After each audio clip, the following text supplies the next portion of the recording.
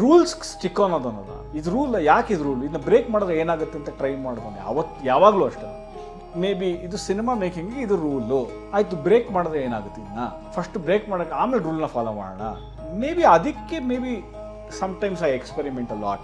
2:30 phone ಮಾಡೋದು, ಹೆಂಗಿದೆ cinema, response ಹೆಂಗಿದೆ, ಹೆಂಗಂತಾರೆ ಫ್ಯಾನ್ಸ್ ಎಲ್ಲ ಏನಂತಾರೆ, ಅವ್ರೇನಂತಾರೆ ಇವ್ರೇನಂತಿದ್ದಾರೆ, ಓಕೆ ನಮ್ಮ ನಾಳೆ ಬೆಳಗ್ಗೆ ಏನು ಮಾಡೋಣ. ಅದೇನೋ ಒಂದು ಜೋಶ್ ಪುಷ್ ಇದೆಯಲ್ಲ ಅಲ್ಲಿ, ಈ ಸಣ್ಣ ಪುಷ್ಗಳೇ ಡೈರೆಕ್ಟ್ರಿಗೆ ಇನ್ನೂ ಏನೋ ಮಾಡಬೇಕು, ಕರೆಕ್ಟ್, ಇನ್ನೂ ಈ ಥರ ಮಾಡೋಣ ಹಂಗೆ ಮಾಡೋಣ ಅಂತ ಯೋಚನೆ ಮಾಡೋಕ್ಕೆ ಸ್ಟಾರ್ಟ್ ಮಾಡ್ತೀನಿ ನಾವು. ಡೈರೆಕ್ಟ್ರೇ ಓಡಾಡಬೇಕು ಇಡೀ ಸಿನಿಮಾ ಫುಲ್ಲು ಅಂದರೆ ಭಾರಿ ಕಷ್ಟ. ಆ support system from actors, producers, technicians ಎಲ್ಲರೂ ಇತ್ತು ಅಂದರೆ ಆವಾಗ ಮೋಟಿವೇಟ್ ಆಗ್ತಾ ಇರ್ತಾರೆ ಡೈರೆಕ್ಟ್ರು, ಹೊಸ ಐಡಿಯಾಗಳು ಬರ್ತಾ ಇರುತ್ತೆ, ಅದಕ್ಕೆ ತಕ್ಕಂಗೆ ಮಾಡ್ಕೊಂಡು ಕೊಡ್ತಾರೆ. ರೇಡಿಯೋಲಿ ಇದ್ದಿದ್ದರಿಂದ ಆ ಮ್ಯೂಸಿಕ್ಕು ಎಲ್ಲಿ ಹಾಕಬೇಕು ಎಲ್ಲಿ ಹಾಕಬಾರ್ದು ಮ್ಯೂಸಿಕ್ಕು ಮೇ ಬಿ ಆ ಸ್ಟೇಜಸಲ್ಲಿ ಕಲ್ತ್ಕೊಂಡು ಬಂದಿರೋದು, ರಾತ್ರಿನೂ ಕಲಿಯೋಕ್ಕಾಗಿಲ್ಲ. ಅದು ಪ್ರತಿಯೊಂದು ವಿಷಯನೂ ಪ್ರತಿಯೊಂದು ಸ್ಟೇಜಲ್ಲೂ ಮೇ ಬಿ ಅದು ರೈಟ್ ಟೈಮಲ್ಲಿ ಕಲ್ತಿದ್ದೀನಿ ಅನಿಸುತ್ತೆ. ತುಂಬ ಶಾರ್ಟ್, ನನ್ನ ಹೆಂಡತಿ ಬರ್ತಾನೆ ಇಲ್ಲ ಶೂಟಿಂಗ್ ಸ್ಪಾಟಿಗೆ ನಾನು ಡೈರೆಕ್ಟ್ ಮಾಡಬೇಕು. ಫಸ್ಟ್ ಟೈಮ್ ನಾನು ಶ್ರೀನಿವಾಸ ಕಾಡೋಣ ಟೈಮಲ್ಲಿ ಅವಳು ನಾನು ಶೂಟಿಂಗ್ ಸ್ಪಾಟಿಗೆ ಬಂದುಬಿಟ್ಟು ನಾನು ಇನ್ಮೇಲೆ ನನ್ನ ಶೂಟಿಂಗ್ ಸ್ಪಾಟ್ಗೆ ಬರಲ್ಲ ಅಂತ ತುಂಬ ಶಾರ್ಟ್ ಟೈಮ್ ಬಂದು ಜನರಲಾಗಿ ಮಾತಾಡಬೇಕಾದ್ರೆ ತುಂಬ ಕ್ಯಾಶುವಲಾಗಿ ಮಾತಾಡ್ತೀನಿ, ಎಲ್ಲರ ಹತ್ರ ನನ್ನಗ್ತಾ ಮಾತಾಡ್ತೀನಿ, ಎಲ್ಲರ ಹತ್ರನೂ ಏನೋ ತುಂಬ ಜೋವಿಯಲ್ ಆಗಿರ್ತೀನಿ. ಬಟ್ ಸಿನಿಮಾ ಶೂಟಿಂಗ್ ಅಂದ ತಕ್ಷಣ ಬಂದ ತಕ್ಷಣ ಒಂದು ಫುಲ್ ಇವನೇನಾದ ಅಂತ ಅನಿಸೋ ಅಷ್ಟು ಚೇಂಜ್ ಓವರ್ ಸಾಕಷ್ಟು ದೊಡ್ಡ ನಿರ್ದೇಶಕರು, ನಿರ್ಮಾಪಕರು, ಹೀರೋಗಳು, ಸೂಪರ್ ಸ್ಟಾರ್ಗಳು 7 ಬೀಳುಗಳನ್ನು ನೋಡೋದನ್ನ ನಾನು ಜರ್ನಿಲಿ ನೋಡ್ಕೊಬಂದು, ಅಂದರೆ ಆರ್ಜಾಗಿದೆ ಅದ್ರ ಬಗ್ಗೆ ಸ್ಟಡಿ ಮಾಡಿದ್ದೀನಿ, ನೋಡ್ಕೊಬಂದಿದ್ದೀನಿ, ಎಲ್ಲನೂ ಮಾಡಿದ್ದೀನಿ. ಇಟ್ಸ್ ಏನೋ ಪಾರ್ಟ್ ಆಫ್ ಲೈಫ್.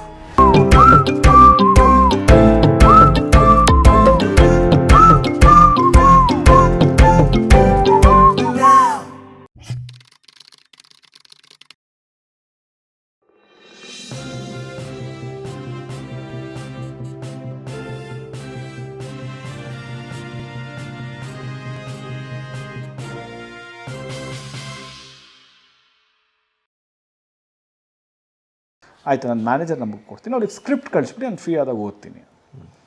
ಆಮೇಲೆ ಸ್ಕ್ರಿಪ್ಟೆಲ್ಲ ಓದಿದ್ಮೇಲೆ ಅವ್ರು ಹೇಳೋದ್ರಂತೆ ನಾನು ಡೈರೆಕ್ಟ್ರ್ ಜೊತೆ ನಾನು ವಿಡಿಯೋ ಕಾಲಲ್ಲಿ ಒಂದು 10 ನಿಮಿಷ ಮಾತಾಡಬೇಕು. ಕಾಲ್ ಮಾಡಿದ್ರು, ಆಮೇಲೆ ಎಲ್ಲ ಕೇಳಿದ್ರು ಡೀಟೇಲ್ಸು ಅದು ಇದು ಎಲ್ಲ. Okay Srini, I will do it.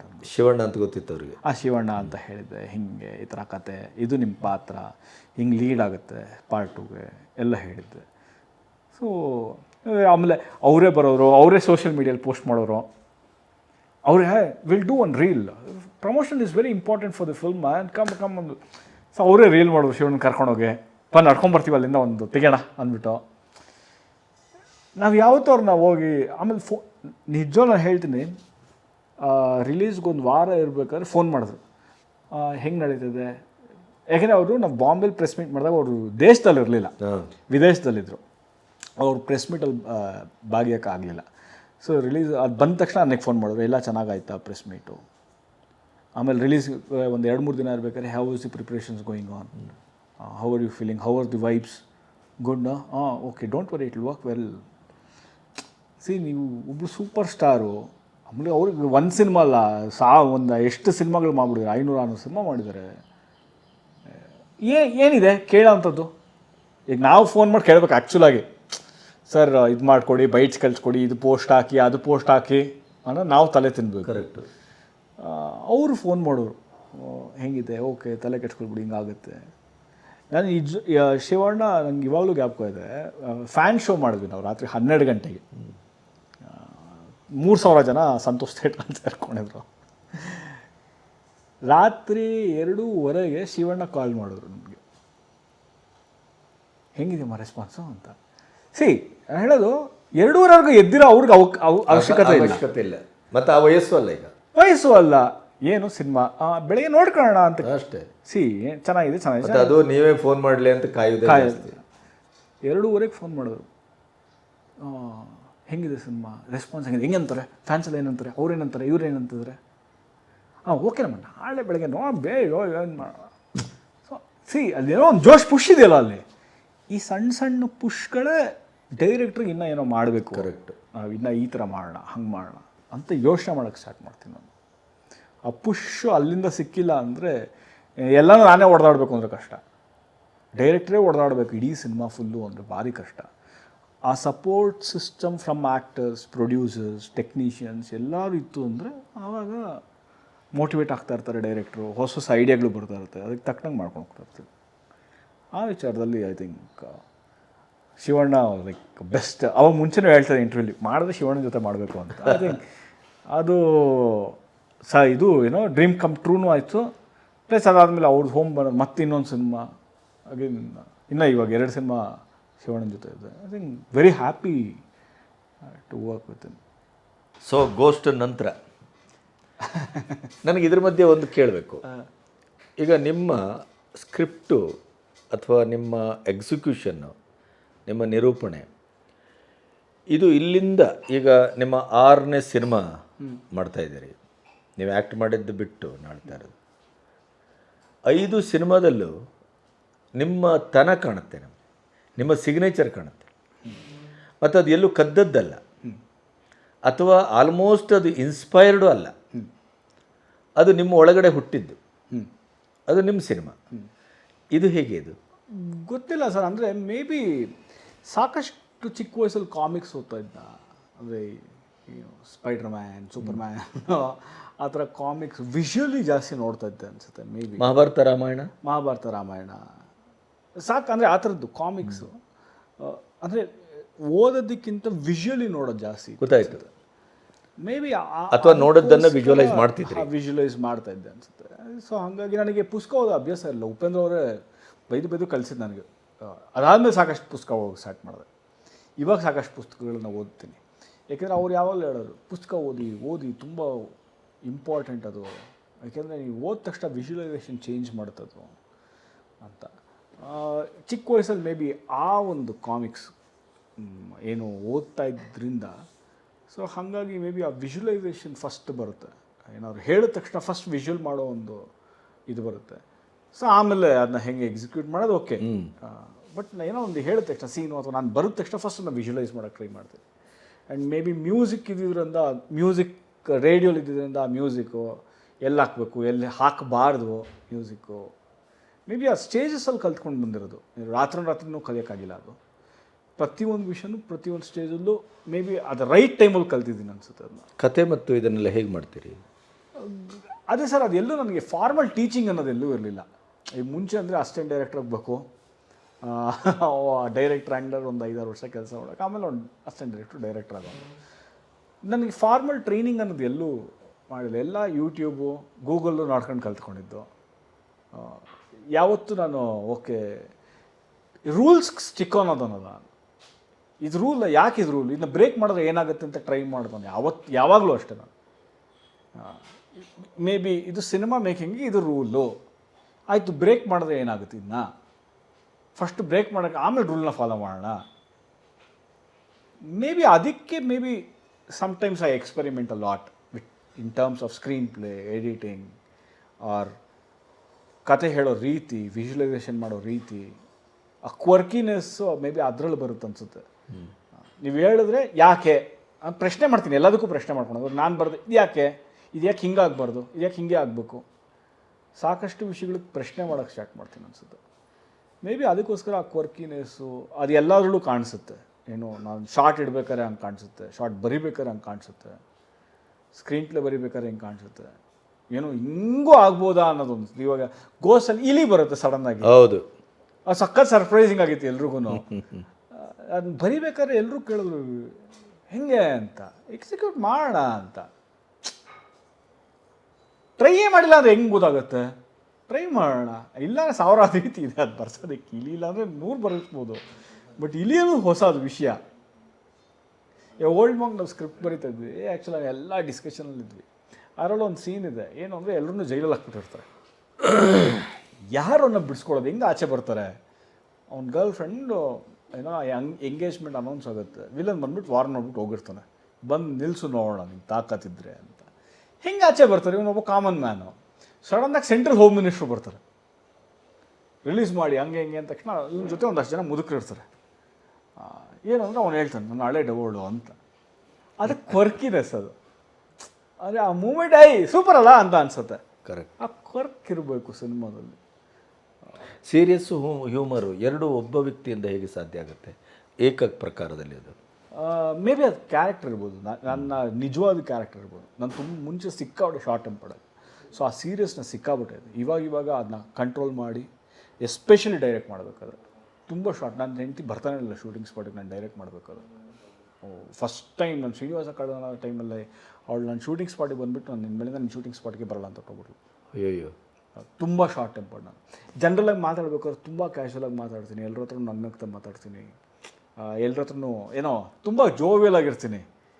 But cinema shooting ಅಂದ ತಕ್ಷಣ ಬಂದ ತಕ್ಷಣ ಒಂಥರ ಫುಲ್ ಇವನೇನೋ ಅದು ಅಂತ ಅನಿಸೋ ಅಷ್ಟು ಚೇಂಜ್ ಓವರ್ ಆಗೋದು. ಅದು ಸಿಕ್ಕಾಬಿಟ್ಟೆ ಇದಾಗೋದು. ಆಮೇಲೆ ಅದನ್ನ ಕಂಟ್ರೋಲ್ ಮಾಡೋಕ್ಕೆ ಸ್ಟಾರ್ಟ್ ಮಾಡಿದೆ. ಓಕೆ, ಇದು ತಪ್ಪಿದು, ಆ ಶಾರ್ಟ್ ಟೆಂಪರ್ನ ಕಂಟ್ರೋಲ್ ಮಾಡಬೇಕು, ಕಾಮಾಗಿ ಯೋಚನೆ ಮಾಡೋಕ್ಕೆ ಸ್ಟಾರ್ಟ್ ಮಾಡಬೇಕು. ಓಕೆ, ಇದರಿಂದ ಏನೂ ಉಪಯೋಗ ಆಗಲ್ಲ, ಇದರಿಂದ ಏನು ಉಪಯೋಗ ಆಗುತ್ತೆ, ಯಾರಿಗೊಬ್ರಿಗೆ ಹರ್ಟ್ ಆಗ್ಬೋದು, ತೊಂದರೆ ಜಾಸ್ತಿ. ಸೊ ಅದನ್ನ ಕಂಟ್ರೋಲ್ ಮಾಡೋಕ್ಕೆ ಸ್ಟಾರ್ಟ್ ಮಾಡಿದೆ. ಮೇ ಬಿ ಅದು ಕ್ಯಾರೆಕ್ಟರ್ ಒಳಗಡೆ ಇದೆ, ಸೀರಿಯಸ್ಸು ಕಾಮಿಡಿ. ನಾನು ಕೋರ್ಕಿಯಾಗಿ ಏನೋ ಸುಮ್ಮನೆ ಹಿಂಗೆ ಕ್ಯಾಶುವಲಾಗಿ ಮಾತಾಡ್ಬೇಕಾದ್ರೆ ಟೈಮಿಂಗಲ್ಲಿ ಡೈಲಾಗ್ ಹೊಡೆದಿರ್ತೀನಿ, ಜೋಕ್ಸ್ ಮಾಡಿರ್ತೀನಿ. ಸೀರಿಯಸ್ ಆಗಿರ್ಬೇಕಾದ್ರೆ ಸೀರಿಯಸ್ ಆಗಿ ಮಾತಾಡಿರ್ತೀನಿ. ಮೇ ಬಿ ಅದು ಕ್ಯಾರೆಕ್ಟ್ರಲ್ಲಿರೋದ್ರಿಂದ ಅದು ಬ್ಯಾಲೆನ್ಸ್ ಆಗುತ್ತೆ ಅನಿಸುತ್ತೆ. ಸೀರಿಯಸ್ ಆಗಿ ಇರೋ ಸಿನಿಮಾಗಳನ್ನ ಶೂಟ್ ಮಾಡು, ಕಾಮಿಡಿನ ಅದ್ರಲ್ಲಿ ಮಿಕ್ಸ್ ಮಾಡು, ಅದು ಹಂಗಾಗಿ ಅದೆರಡೂ ಬರೋದು ಅನಿಸುತ್ತೆ. ಬಟ್ ನಂದು ಯಾವಾಗಲೂ strength action cinemas. I feel that's always my strength. ಫ್ಯಾಂಟಸಿನ ನಾನು ಮಾಡಿಲ್ಲ. ಈಗ ಬಾಹುಬಲಿ ಮೈಥಾಲಜಿಕಲ್ ಫ್ಯಾಂಟಸಿ ನಾನು ಇನ್ನೂ ಯಾವತ್ತು ಆ ಸಿನಿಮಾ ಮಾಡಿಲ್ಲ, ಮುಂದೆ ಮಾಡ್ತೀನಿ ಅದನ್ನ. But that will be my actual strength. ಅದು ಯಾವಾಗ ಕಾಲ ಕೂಡಿ ಬರುತ್ತೆ, ಬಜೆಟ್ ಕೂಡಿ ಬರುತ್ತೆ, ಎಲ್ಲ ಕಾಲಕ್ಕಿಂತ ಬಜೆಟ್ ಯಾವಾಗ ಕೂಡಿ ಬಜೆಟ್ ಅನ್ನೋದು ನೋಡಬೇಕು. That will be my actual strength. ಇಲ್ಲಿವರೆಗಿನ ಸಿನಿಮಾ ನಿಮ್ಮ ಫೇವ್ರೇಟ್ ಯಾವುದು ಸರ್? ಫಸ್ಟ್ ಸಿನಿಮಾ ಯಾವಾಗಲೂ first love. Srinivasa Kalyana will always be my first love. ಅಂದರೆ ತುಂಬ ಇಷ್ಟಪಟ್ಟು ಲವ್ ಮಾಡಿದಂಥ, ಕಷ್ಟಪಟ್ಟು ಫಸ್ಟ್ ಲವ್ ಯಾವತ್ತೂ ಮರೆಯೋಕ್ಕಾಗಲ್ಲ. ಸೊ ಹಂಗಾಗಿ Srinivasa Kalyana will always my first love. ನನ್ನ ಎಷ್ಟೇ 100 ಕೋಟಿ ಸಿನಿಮಾ ಮಾಡಿದ್ರು ಅಷ್ಟೇ, 200 ಕೋಟಿ ಸಿನಿಮಾ ಮಾಡಿದ್ರು ಅಷ್ಟೇ, ನಾನು 50 ಲಕ್ಷದಲ್ಲಿ ಮಾಡಿದ ಸಿನಿಮಾ ಯಾವಾಗಲೂ ತುಂಬ ಅಂದರೆ ಮನಸ್ಸಿಗೆ ಹತ್ತಿರ ಆದಂಥ cinema. That will be always there. Okay, ಇನ್ನೂ ಎಷ್ಟು ರೆಕಾರ್ಡ್ ಬ್ರೇಕ್ ಮಾಡೋಂಥ ಸಿನಿಮಾಗಳು ನಾನು ಡೈರೆಕ್ಟ್ ಮಾಡ್ಬೋದು, ಆ್ಯಕ್ಟ್ ಮಾಡ್ಬೋದು, ಕಲೆಕ್ಷನ್ ಆಗೋಂಥದ್ದು. ಬಟ್ ಅದೇನೋ ಒಂದೇನೋ ತುಂಬ ಹತ್ತಿರ ಅನ್ಸುತ್ತಲ್ವ, ಆ ಟೈಮಲ್ಲಿ, ಆ ಮೂಮೆಂಟಲ್ಲಿ ಮಾಡ್ಬೋದು ಸರ್. ಯಾವುದೇ ರೀತಿಯ ಒಂದು ಕನೆಕ್ಷನ್ ಇಲ್ಲದೇ ಅದು, ಅಥವಾ ನಿಮ್ಮಲ್ಲೊಂದು ಹೆರಿಡಿಟಿ ಇಲ್ಲದೇ, ಏನೂ ಇಲ್ಲದೇ ಸಿನಿಮಾಗೆ ಬಂದವ್ರು ನೀವು. ಆದರೆ ಸಿನಿಮಾದಲ್ಲಿ ನೀವು ಪ್ರಥಮ ಸಿನಿಮಾದಲ್ಲಿ ಕಷ್ಟಪಟ್ಟರೆ ಎಲ್ಲ ಓಕೆ. ಆದರೆ ನಾವು ನೋಡಿದ ಹಾಗೆ ಇಡೀ ಸಿನಿಮಾದ ಜರ್ನಿಯಲ್ಲಿ ನಿಮ್ಮ ಹಾಗೆ ಸಿನಿಮಾದ ಮೂಲಕ ನಿಮ್ಮನ್ನು ನೀವೇ ಗುರುತಿಸ್ಕೊಂಡು, ನಿಮ್ಮನ್ನು ನೀವೇ ನಾನು ಹೀಗೆ ಅಂತ ಸಿನಿಮಾದ ಮೂಲಕನೇ ಹೇಳಿಕೊಂಡು, ಇಷ್ಟು ಒಂದು ಒಂದು ಒಂದು ಸೀಮಿತ ಅವಧಿ, ತುಂಬ ದೀರ್ಘವೂ ಅಲ್ಲ, ತುಂಬ ಇದು ಅಲ್ಲ. ಆದರೆ ನನಗೆ ಅನಿಸೋದು ನಿಮ್ಮ ಪ್ರತಿಭೆ ನಿಮ್ಮನ್ನು ಬೇಗ ಒಂದು ಪ್ಲ್ಯಾಟ್ಫಾರ್ಮಿಗೆ ತಂದು ನಿಲ್ಲಿಸಿದೆ ಅಂತ ಅನಿಸ್ತದೆ. ನಿಮಗೆ ಹಾಗೆ ಅನಿಸಿದೆಯಾ? ಅಂದರೆ ಎಲ್ಲ ರೈಟ್ ಟೈಮಲ್ಲಿ, ಅಂದರೆ ನಾವು ಉಪ್ಪಿಸರು ಯಾವಾಗಲೂ ಹೇಳೋದು ಯೋಗ್ಯತೆ ಅನ್ನೋದು ಕೂಡ ಬರಬೇಕು ಅನ್ನೋದು. ಅದು ಮೇ ಬಿ ಅದು ಕರೆಕ್ಟ್ ಟೈಮಲ್ಲಿ ಏನೇನಾಗಬೇಕು ಅದು ಆಗಿದೆ ಅಂತ ಅನ್ನಿಸ್ತದೆ. ತುಂಬ ಫಾಸ್ಟಾಗೂ ಆಗಿಲ್ಲ, ತುಂಬ ಸ್ಲೋ ಆಗೂ ಆಗಲಿಲ್ಲ. ರೈಟ್ ಟೈಮಲ್ಲಿ ಏನೇನಾಗಬೇಕು ಅದೆಲ್ಲ ಆಗಿದೆ. ನಾನು ಎಷ್ಟೆಷ್ಟು ಕಲಿತಾ ಇದ್ದೀನೋ ಅಷ್ಟಕ್ಕೆ ಎಷ್ಟು ಬೇಕೋ ಅಷ್ಟು ಸಕ್ಸಸ್ ಬರ್ತಾಯಿದ್ದೆ. ಈಗ ಕಲಿತಾ ಹೋದಷ್ಟು ಆ ಸಕ್ಸಸ್ ಇನ್ಕ್ರೀಸ್ ಆಗ್ತದೆ. ಮೇ ಬಿ ಎವ್ರಿಥಿಂಗ್ ಅದು ಹೇಳ್ತಾರಲ್ಲ, ಎಲ್ಲನೂ ರೈಟ್ ಟೈಮಲ್ಲೇ ಆಗೋದು, ರೈಟ್ ಟೈಮ್ಗೆ ಆಗೋದು ಅಂತ.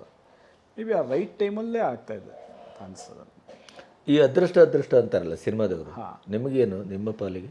ಸರ್ ಅದೃಷ್ಟ ಲಕ್ ಫ್ಯಾಕ್ಟ್ರ್ ಅನ್ನೋದು, ಅಂದರೆ ಲಕ್ ಫ್ಯಾಕ್ಟ್ರ್ ಅನ್ನೋದು ನಿನ್ನ ಟೈಮ್ ಚೆನ್ನಾಗಿರಬೇಕು ಅಂತ. ಇವಾಗ ನಾವು ಜಾತಕ ನೋಡ್ಬಿಟ್ಟು ನಿನ್ನ ಟೈಮ್ ಚೆನ್ನಾಗಿದೆ, ಟೈಮ್ ಚೆನ್ನಾಗಿಲ್ಲ ಅಂತ ಹೇಳ್ತೀವಲ್ಲ. ನಿನ್ನ ಟೈಮ್ ಚೆನ್ನಾಗಿರ್ಬೇಕಾದ್ರೆ ರಿಲೀಸ್ ಮಾಡಿದ್ರೆ ಅದು ಹಿಟ್ಟಾಗುತ್ತೆ, ಟೈಮ್ ಚೆನ್ನಾಗಿಲ್ಲದೆ ರಿಲೀಸ್ ಮಾಡಿದ್ರೆ ಫ್ಲಾಪ್ ಆಗುತ್ತೆ.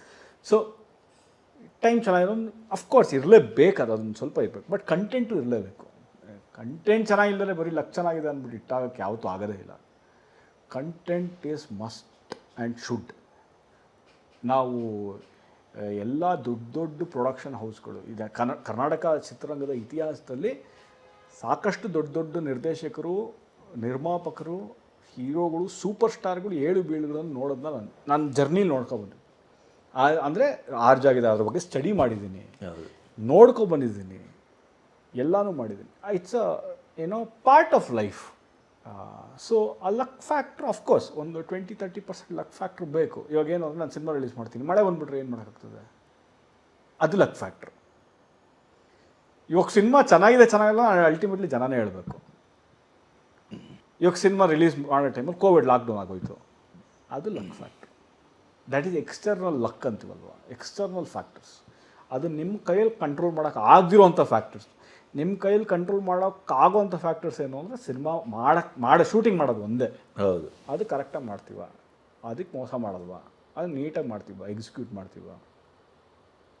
That is the only thing. And ಅದು ಚೆನ್ನಾಗಿ ಮಾಡಿದ್ರೆ ಮಿಕ್ಕಿದ ಫ್ಯಾಕ್ಟರ್ಸ್ ಯಾವಾಗ ಸರಿ ಹೋಗ್ಬೇಕು ಅದು ಸರಿ ಹೋಗ್ಕೊಂಡು ಅದಕ್ಕೆ ಪಾಡಿಗೆ ರಿಲೀಸ್ ಆಗುತ್ತೆ. ಮೇ ಬಿ ನಿಮ್ಮ ಟೈಮ್ ಚೆನ್ನಾಗಿದೆ, ಯಾವುದು ಸಿನಿಮಾನೇ ಇರೋದಿಲ್ಲ, ಅವಾಗ ಟೈಮ್ ಕರೆಕ್ಟಾಗಿ ರಿಲೀಸ್ ಆಗುತ್ತೆ. ಜನ ಒಂದು 6 ತಿಂಗಳಿಂದ ಯಾವ ಸಿನಿಮಾ ನೋಡಿದ್ರೆ ನಿಮ್ಮ ಸಿನಿಮಾಗೆ ಬರ್ತಾರೆ. That is luck factor.